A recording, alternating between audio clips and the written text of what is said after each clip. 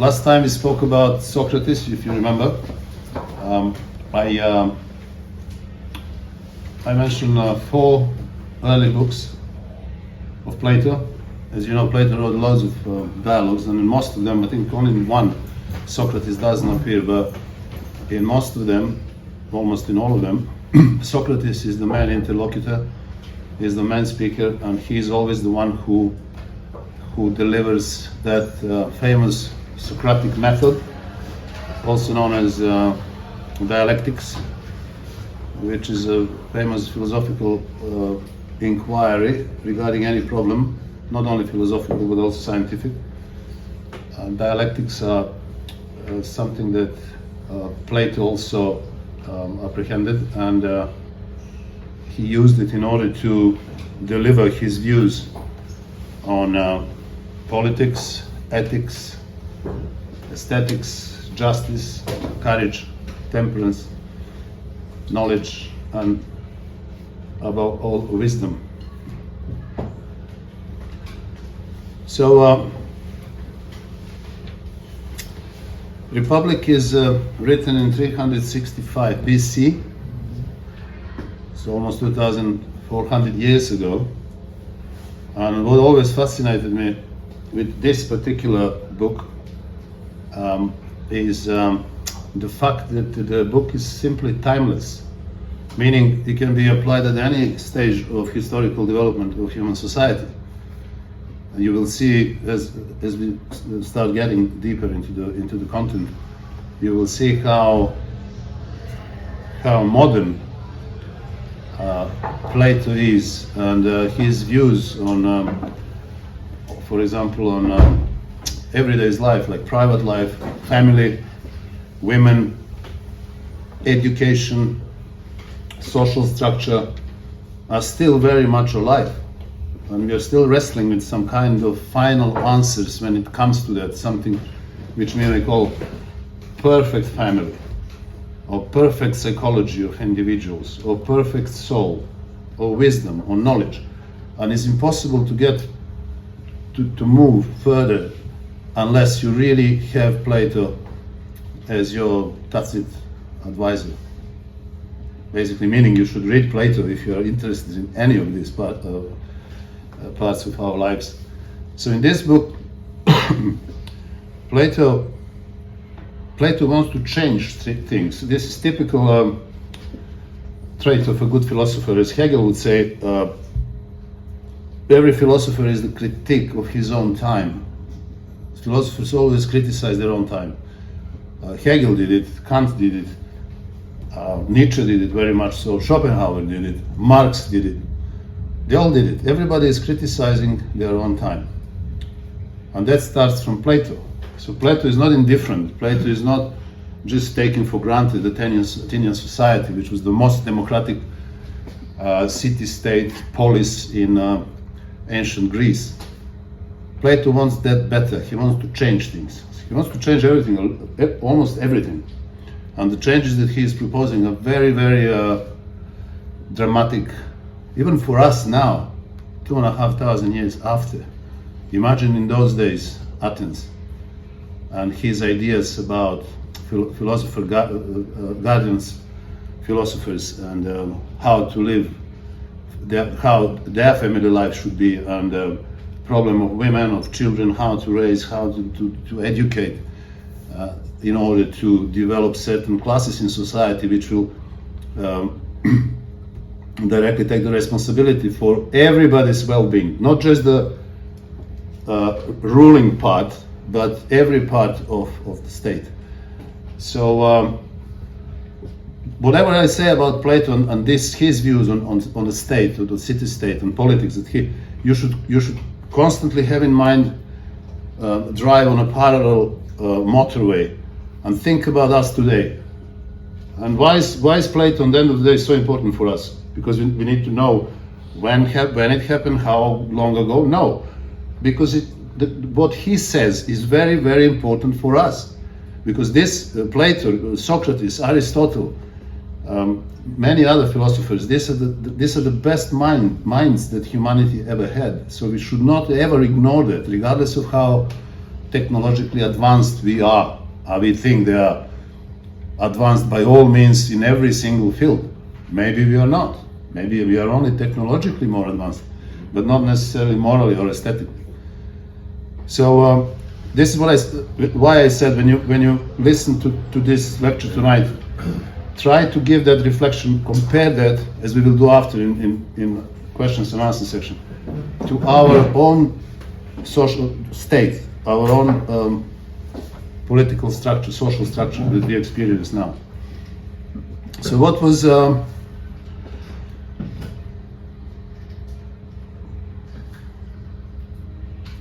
it is important to acknowledge also that, as I put in the subtitle of this short lecture tonight, ethics or politics.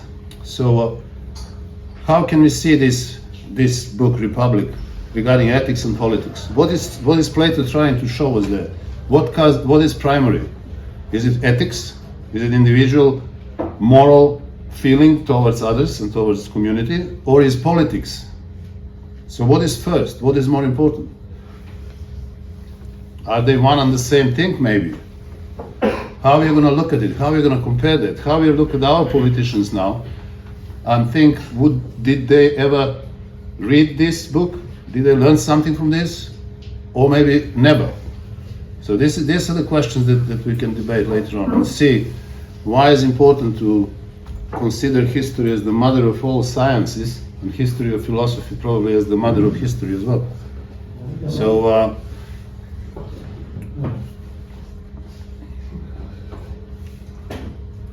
Plato lives in a very interesting time, very turbulent time of ancient Greek history. He is born in 429 BC and he died in 347. So he lived during Socrates' life. He was his student. He was present when Socrates was prosecuted for corrupting the youth and not accepting the official gods of Athens. He was also there. He lived most of his life in the period of Peloponnesian Wars. They lasted 30 years between Sparta and Athens. Now, while Athens were the most democratic city-state in ancient Greece, Sparta was an oligarchic society. So very, very opposite to democratic society. The question that probably troubled Plato a lot was, how is possible that oligarchic society is so strong and at the end won the war that lasted 30 years? So why were they capable? If democracy, according to that current understanding at the time, was the most advanced political structure, how is it possible that something which is more decadent is not easily overwhelmed? So he was always thinking that there must be something in that oligarchic Spartan society which Athens didn't have. So this is the first thing that brought him into a little bit of intellectual conflict when it comes to oligarchy and democracy. Democracy is supposed to be a more advanced society.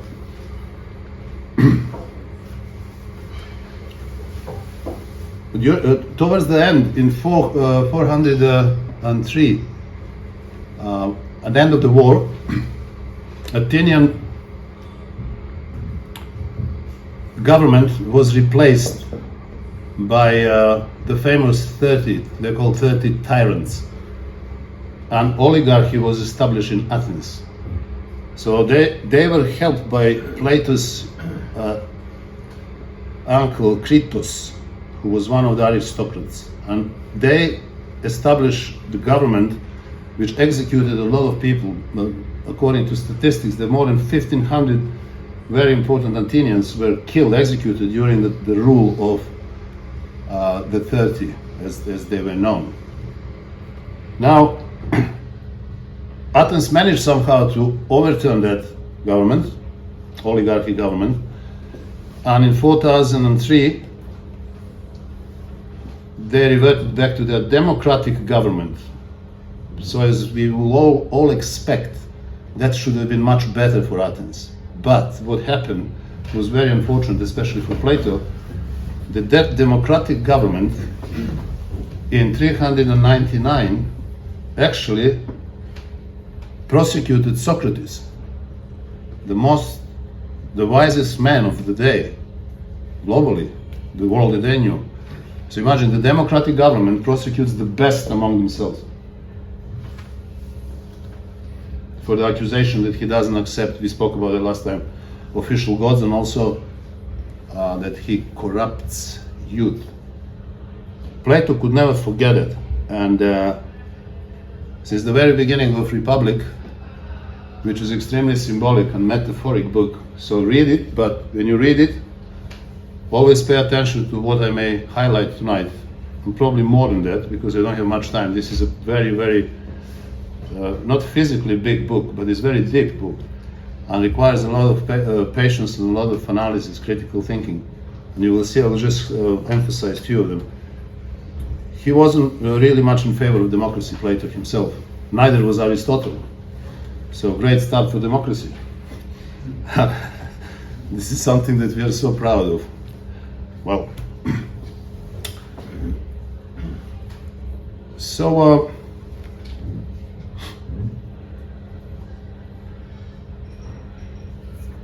there are 10 books in Republics. Appendix is 11, the myth of air, and I will try as much as I can, as much to give justice to encapsulate the whole content of the book in 10-15 minutes. Now I'll try my best, although it's not a best challenge that I can take, because the book, as I said, is huge, and if I only focus on one book, not 10, maybe I'll be able to give you a little bit more. But because I believe most of you have read Republic, we are going to have an amazing discussion after that, and you will be asking me even better questions. So, in the book one actually starts with a very simple narrative, at least at the first sight, but it's far from being simple. Socrates is going with his friend Glaucon, who is also an older Plato's brother, and they are going to the marketplace in Athens. And Socrates says in the first sentence, I'm going down to the marketplace to do my worship and give offerings to the gods. Now, it seems very innocent, that sentence, but marketplace was also the stronghold of democratic Athenians. So Socrates is going down to the market. He's going to the level down. You see, Plato doesn't like democracy. This is why Socrates says, I'm going down. There is nothing down. There is nothing up. It's symbolic. He's going among the people who are not really his peers. This is why he's going down. See, from the very beginning, the message has been sent. Now, what happens in the market? He goes down, and he has been stopped by Polemarchus and his slave guards. They stopped him and they say, oh, you are not going anywhere you want, you have to go to my father's house. So again, Plato playing games with us. You see, you continue reading, but this is not the thing. The thing is that you have Socrates there, the wisest man of Athens, and then you have the muscle of Athens. You have slaves and guards who are going to say, Socrates, no, you're not going where you want to go. You're going to go where we tell you, right? Socrates says, no, I'm not going with you. I have other things to do, more important for me. No, you cannot. And then they say that famous, look at us, look how many of us are, you are only two. So what is Plato sending again? The second messages. You see what happens with the philosophers, with the people who know, when they mixed with the ordinary people, with the mass. They are simply forced into the stream. They can't go against. So this is that desperate situation of philosopher, of wise man.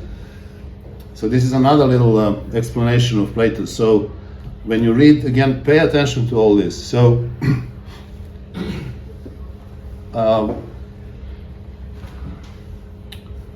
they go to Polemarchus' house, actually his father's house, which is called Cephalus. Cephalus is an old man, and Plato is introducing him just for, again, another very symbolic reason. It is nothing special he is going to say.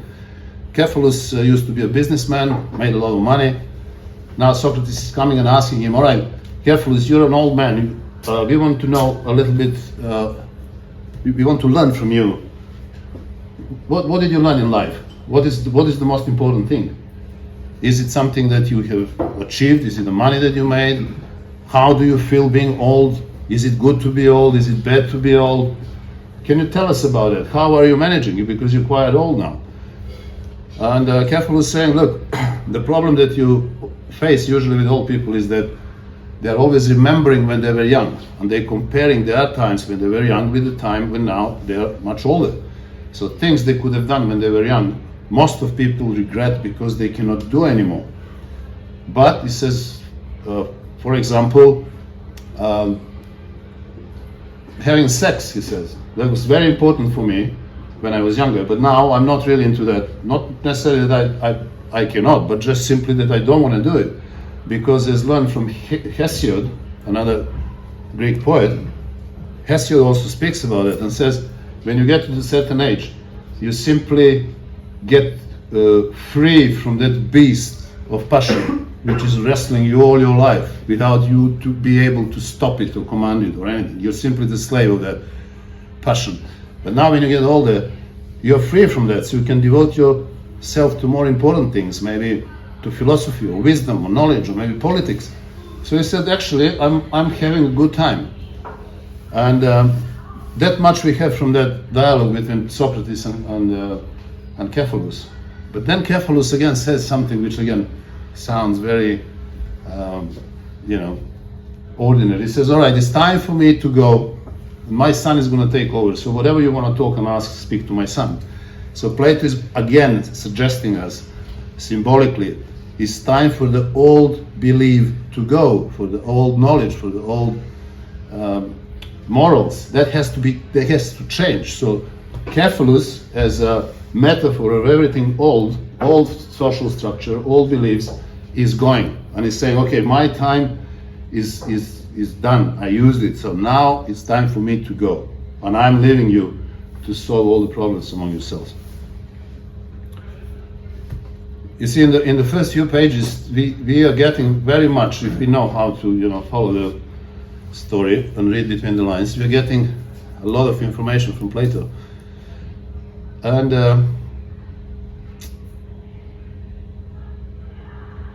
now they are discussing the justice. What is justice? What is just society? So the interlocutors there are Polemarchus, Thrasymachus, and Socrates. And Socrates asked them to explain to him what they think justice is. And Polemarchus says justice is to give everybody what is appropriate to him. Socrates asks for more explanation, and Polemarchus says, well, to the friends you have to give them most of your attention, you can help them, you can give them back whatever they've given to you, this is what they deserve. But for example, for the enemies, you should punish them, you should kill them, because this is what they deserve. And clearly Socrates is not really impressed with that answer. But he asked Thrasymachus, what do you think about justice? And Thrasymachus says again, think about us, our society, this now, 30, 50, 100 years ago. He says, what is justice is what is advantages for the stronger. So the strongest in the society, they create laws, they create morality, they decide what is going to happen if you don't follow, and they decide about the punishment. So the justice is always like that in every society. And he says the thing is that actually, if you are unjust, you will get much more in your life than if you're just. Because if you're just, you're just going to be paying your taxes, and if you're caught sometimes that you do something wrong, accidentally or not, you're going to be punished. But people who are unjust, who don't pay taxes, who put most of it on the side, they end up having more money, they are richer at the end of their lives, they live easier lives, they can take care of themselves and people that are important to to them, etc. So therefore, it comes that it's much better to be unjust than just, because justice is not something that for the majority of people everybody can experience and live. So Socrates, it's not happy with this, and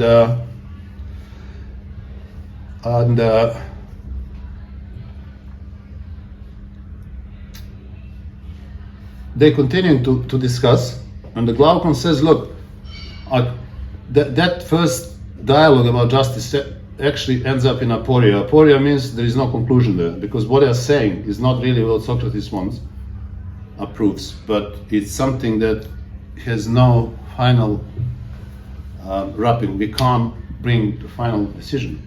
Then Glaucon comes and says, again, I have something to say.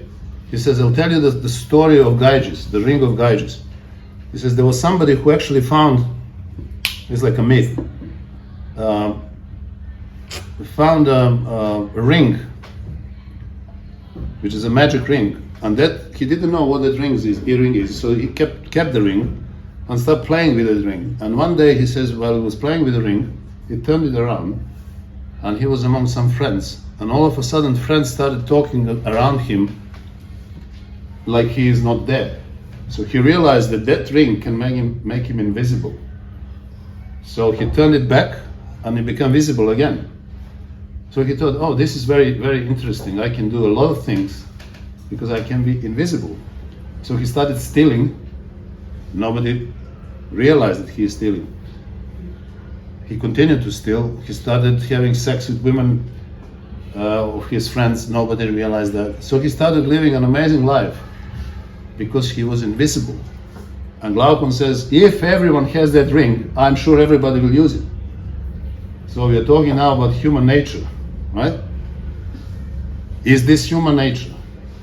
No, it's not. We are all very good. We are all angels and stuff. No, we are not.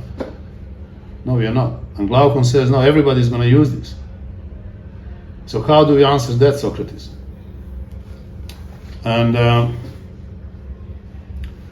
Socrates,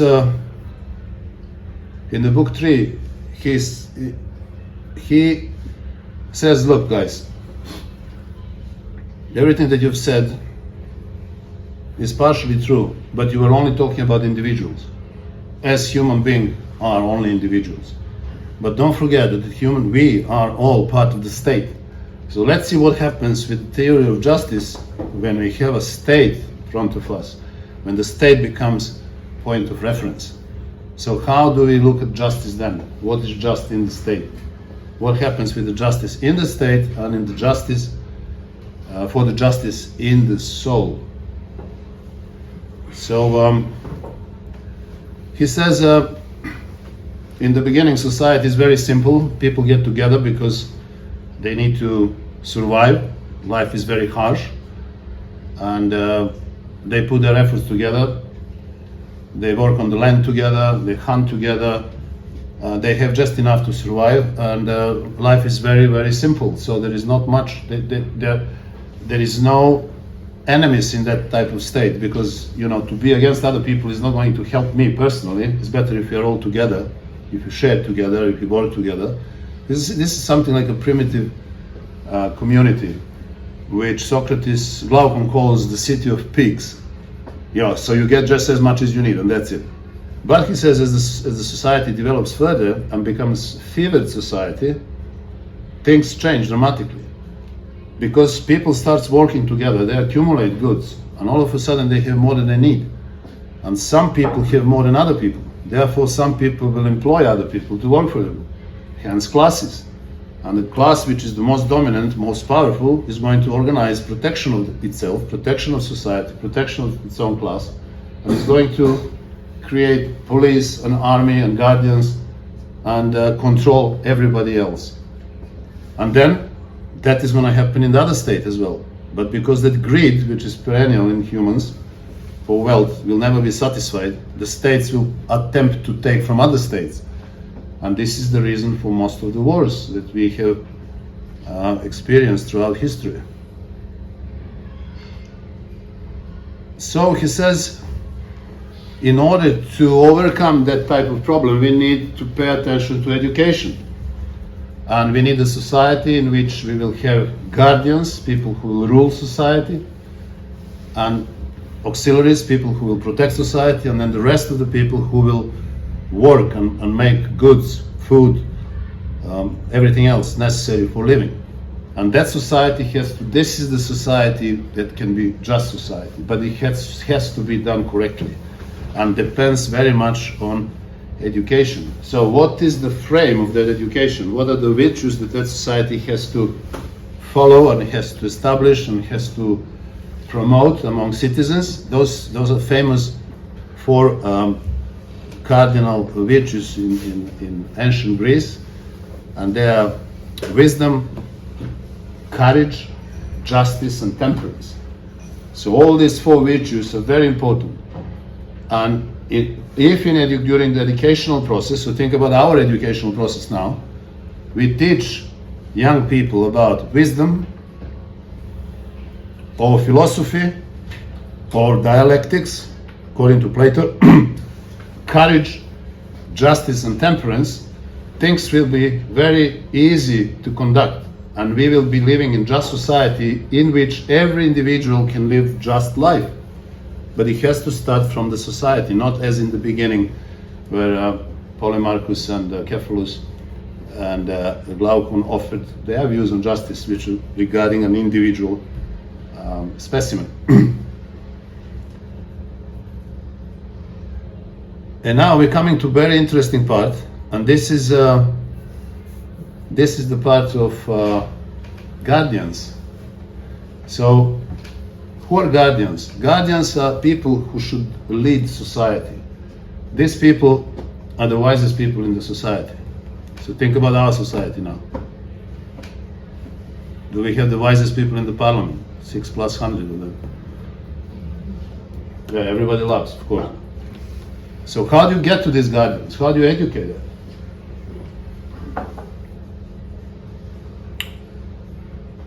Socrates reverts to the myth which is called a noble lie.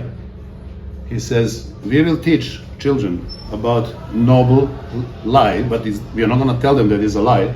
It's just a myth, which is actually telling us that humans were born on earth, all of us, and every one of us has a certain amount of particular metal in their souls. So the number one is gold. Some people have more of the gold in their souls.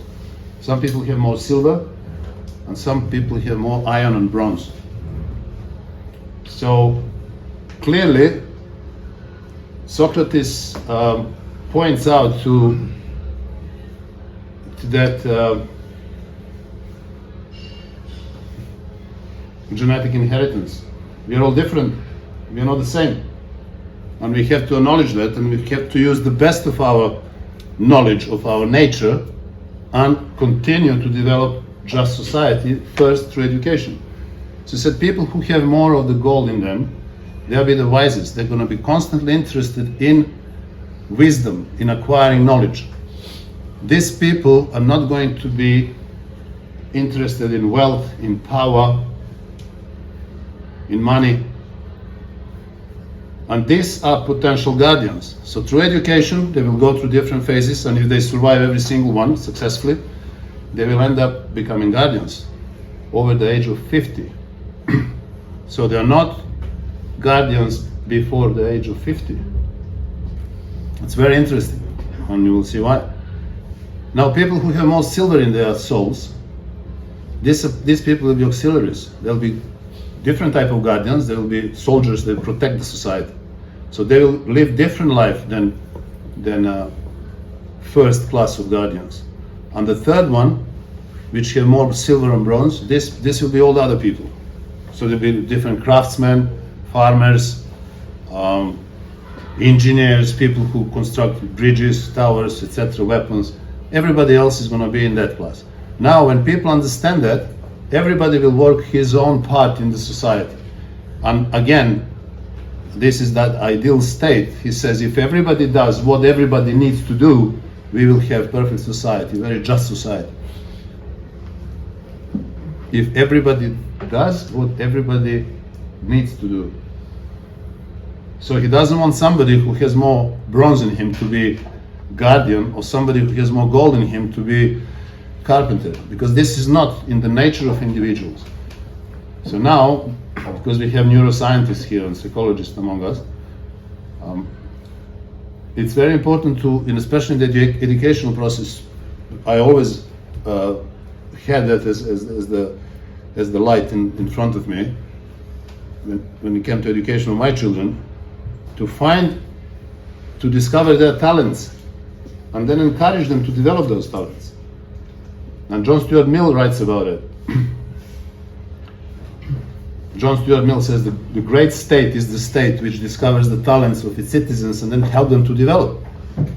Not just, you don't care about your young people in the society and whatever talents they have. Who cares? Whatever. If you're talented, you will find a way. You'll develop your talent. No, but state has to do it. So with Plato, we see that there is a lot of responsibility on state. And this is basically what happens if everybody does what everybody needs to do. This is how we enter that happy society.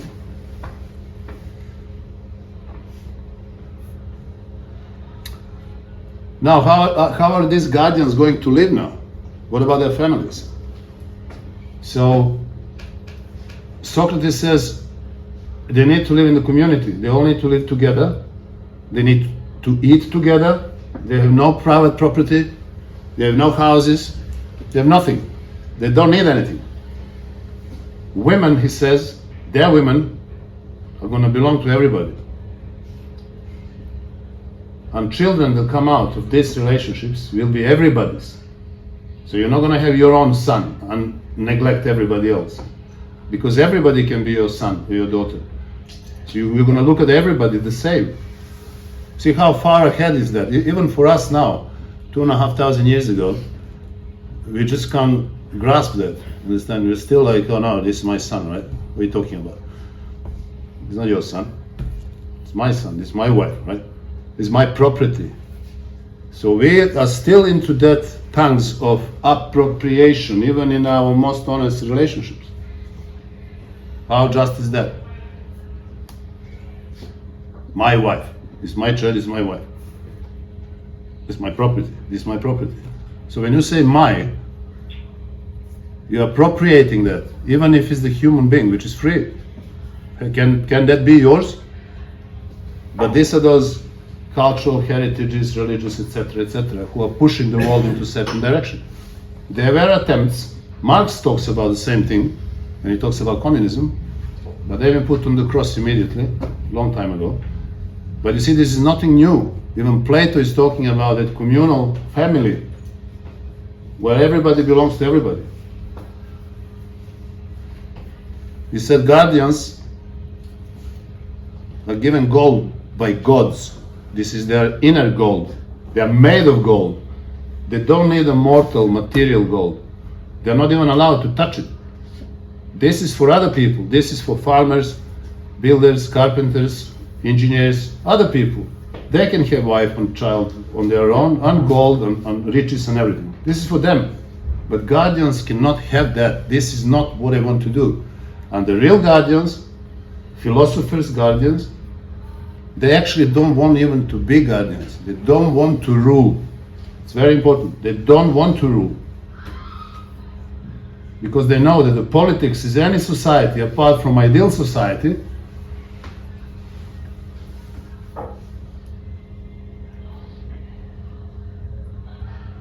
which Plato talks about. They know that they would not be happy to be guardians is any type of, even that democratic society in Athens in Plato's day, not to mention oligarchy or democracy or democracy, which is almost the worst in a moment, and tyranny.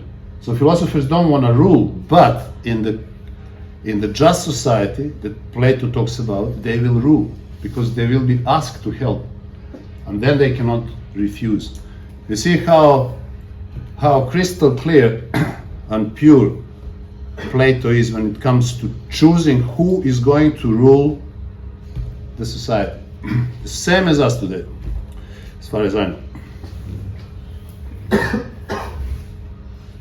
So he's abandoning traditional family and giving us that idea about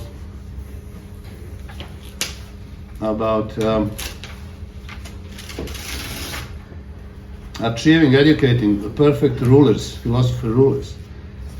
And I'm just going to tell you one more thing, and then we're going to go into questions and answers. And this is his famous allegory of the cave. Probably you all heard about it. He says, what makes philosophers so different? And this is Plato's theory of forms, when he offers his clear vision of the forms and how important they are for a philosopher, a man who loves wisdom. Phila means love, and Sophia in Greek means wisdom. So philosophia means love to wisdom. This is what philosopher is. This is how Socrates called himself. He didn't call himself wise man, he called himself philosopher. He loved wisdom, but he was very humble and ironic. He would say, I'm not wise. Sophists are wise, they know everything. I'm not, I'm a philosopher. So what is that philosopher supposed to know? So philosopher is supposed to know what the forms are. Forms, ideas. As something eternal, something that never changes, is always there. And Plato gave us that allegory of the cave. And he said, imagine a cave in which people are sitting there, they're prisoners, they're all chained for one wall, and all they can see is the other wall opposite them. Now there is the hole about that cave, and there is the big fire also there, which throws the light of everything that moves in front of that fire. Cats, dogs, people, horses. So people imprisoned in the cave can only see their shadows on the wall. And they live like that. And this is how ordinary people are, Plato says. They see only shadows. And they believe that these shadows are the real thing. They don't know, they have no idea that these are really just shadows. There is something else, but they don't know. Now he says, imagine if a philosopher comes out of that cave and goes out. First of all, Plato says, he's going to be struck with a huge light.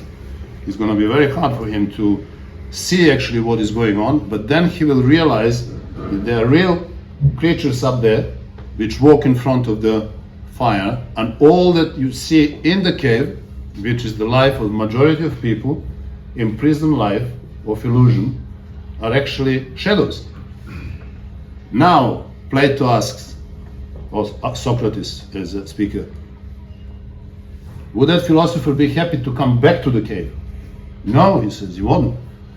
Because who is going to listen to him? If he says, people, these are only shadows. Everything you see around are only forms, but they're only shadows, copies of the real things, which Plato calls forms.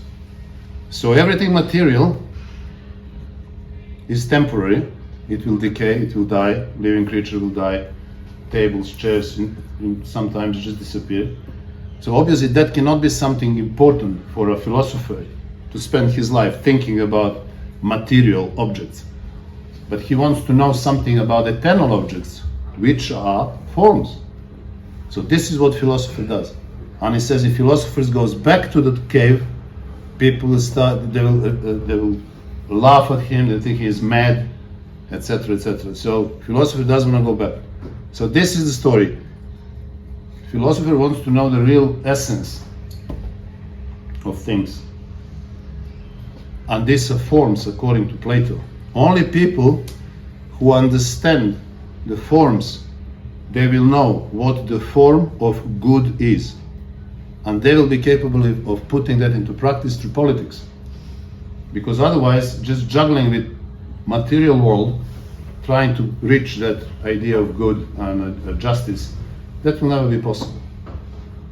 And you see how prophetic Plato was 2,500 years ago. So I think this is there is another part left, which is about different types of society, but I'm gonna stop now. And through discussion we may come back to this, which are obviously ideal state as aristocracy he envisaged in the ideal state.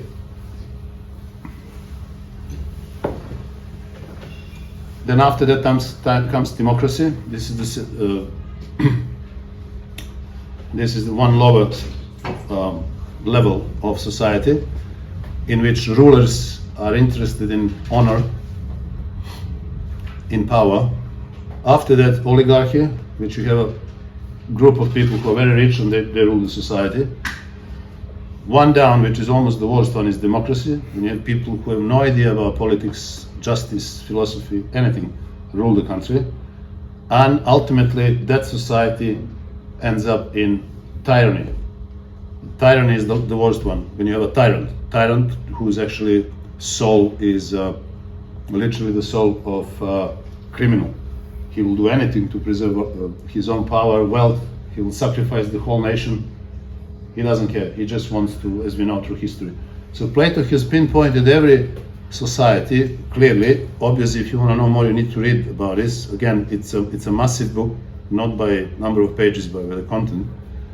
And if you come back, I will explain to you how he sees democracy and why is that worse than oligarchy and democracy. So yeah, that's all from me for now. And I give you the floor now, so please enjoy and ask. Yes, a quick question. This is leaders that have